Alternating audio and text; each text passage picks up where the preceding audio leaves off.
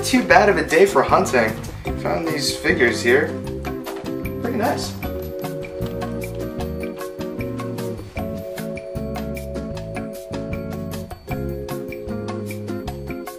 Well, maybe if I... No. But what if I did... No, that won't work either.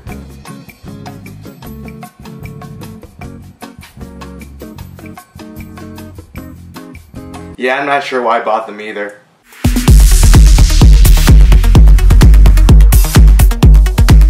Hey guys, what's going on? Ranger Reviewer here, and today we're going to be looking at the 12-inch Villain Fury figure from Power Rangers Dino Charge. Alright, so I found Villain Fury figure just actually hidden in the toy section of Ross. It was under a couple of boxes. I think someone actually placed it there. Not only did I find Villain Fury here, but I also found the Gold Ranger as well. And the Gold Ranger will be in another review, as you can probably see from the skit. We're going to be concentrating on the Villain Fury figure right here. Now, in last season's release, the figures that were released were the Red Ranger, the Blue Ranger, and the Green Ranger. For this season, we have the Gold Ranger and Villain Fury. Now let's take a look at the packaging. The packaging is really interesting. One, it's boxed. It's not like a on card, so these are really nice stackable figures. Kind of remind me of the triangle figures, so if you just want to have them displayed like so, you can just have them in the box itself and it won't be too bad. Also, it includes a sword, which we'll get to in a little bit. Something interesting at the bottom, it says Villain Fury. I'm not sure why they put Villain Fury, but they could just put Fury. I guess it's to differentiate and tell kids that this isn't like a Power Ranger, this is a villain itself. And if we look to the right of the box, you can see a nice little photograph of Fury right there looking all dreadful and whatnot. On the back here, you also have another photo of Fury.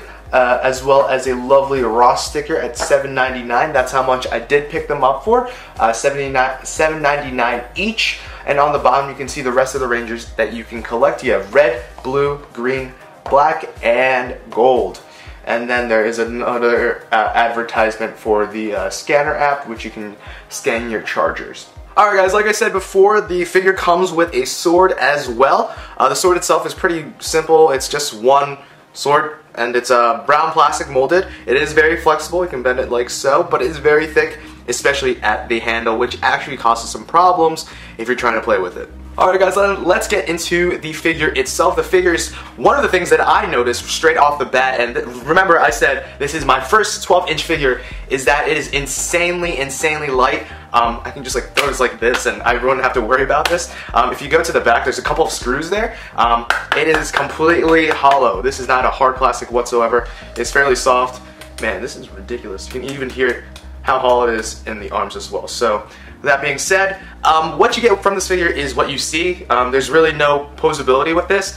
The only posability is him pretty much standing out, so you can't do like, I don't know, squatting, front stance, back stance, cat stance, horse stance, any of those like karate stances. They're just like named over there. Points of articulation are head, boom, 360 with a little bit of a nodding motion, not too much there. Go back and forth like so. Interesting. And then we're going to do the arms, the shoulder area, which goes a full 360 in both arms. Next we're going to do the hands, which turns a perfect 360 as well. And last but not least, not the head, the waist, which he does a perfect 360 as well. So that being said, let's go look at the pretty much the details on this. Details, the molding wise, it's not that bad. It's pretty good actually for an $8 figure. I approve of it, but there are some spots missing. These would be, I think, white over here, right next to the mask over here. Some lines, pretty much I'm gonna call these the veins on the arms, should be yellow as well. And on the like little, I don't even know what to call it, like a skirt thing, whatever this is wrapped around his waist. There should be black spots in here. For the black spots, I think you can use a Sharpie or Gundam marker. That would work pretty well. One last thing I forgot to mention is that the chains also below his waist here should be silver as well. And I mean, for an $8 figure, like I said before, it's not that bad, but it could use some work there. Alright, so let's put the sword into Fury's hand, and like I said before, the sword is rather thick, so putting it into the already tightly clenched hand is a bit of a struggle. And alright, there we go. We put it into the hand. It took me a good minute to just put it there. So with this, like I said before, it's got a perfect 360 motion along the wrist area right there. And if we go up and down, it can pretty much just do a chopping motion. It is kind of boring considering that you can't put it in like a, I don't know, like a 5-inch figure pose. But I mean, it's not that bad if you want to have this displayed like so with the other Rangers. So there is that. Not too bad. And you can, of course, put it into the other hand, but I won't do so because I know, for me at least, it's going to take forever. Alright guys, my final thoughts on this figure. It's not that bad of a figure for $8. Like I said before, this is available at Ross, as well as the Gold Ranger for Wave 2, or for Fall 2015. I'm not sure when Target, I don't think, does Walmart get these? I'm not too sure. Or Toys R Us will be getting these. These retail at $9.99, but I got these at Ross, so it's a compared at price. So these were at $7.99 each. Overall, it's not a bad figure for $8. I would highly suggest buying one of these for display or anything like that. But if you're looking for a playability with them, you're kind of out of luck. I would definitely get the figure like I have, the 5-inch figure. I like those a lot better. But like I said before, this is like a nutcracker thing, so it just like stands there, something pretty for your display or anything like that. And if you're a completionist, of course you're gonna have to get one of these. And especially if this is a villain, it's not that bad. I really like it.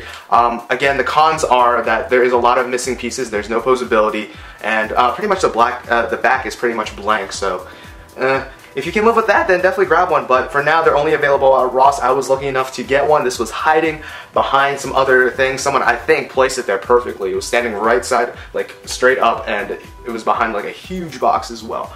I rate this at 3.5 out of 5. I like the figure. So there's that. Remember guys to comment, like, subscribe. Always stay tuned, especially for that Gold Ranger, which is going to be up next Wednesday. Or if you're watching this in the future and it's already up, go click the link in probably the sidebar over there, and it will take you right to it. Thanks a lot guys for watching, and I'll see you guys later. Peace, love, Zordon. See ya.